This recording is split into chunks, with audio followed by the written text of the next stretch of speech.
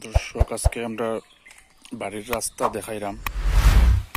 আমরা বাড়ির রাস্তা আজকে আজকে না 2 দিন আগে করা হয়েছে, কমপ্লিট করা হয়েছে ঢালাই। আমি দেখাইতে পারছি না, লাগে আজকে দেখাইলাম। দেখা যায় দুইজনে কাম করা।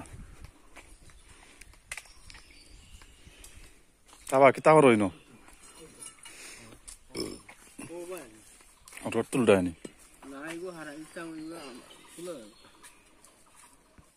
সকালে ঘুম থেকে উঠিও তারা খেলাধুলাত গ্রামের ফিচে ফিচে পাইন। এই তোমরা ঘুম থেকে উঠা বাদ কিতা খেলাধুলাত কিতা?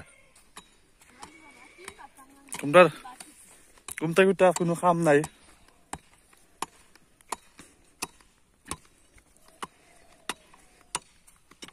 খেলা কোন দিন টিম কালকে পুরস্কার আনিছো?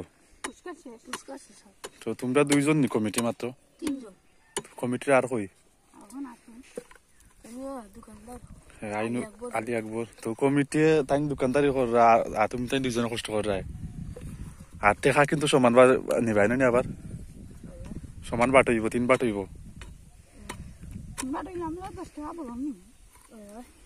ইও কত টিম কটা উঠছে? হ্যাঁ, 51টা টিম উঠছে। আমি কইছি টিম কত কয়টা উঠছে? টিম উঠছে 2-3টা আইবো 51 টাকা টাইফিন নি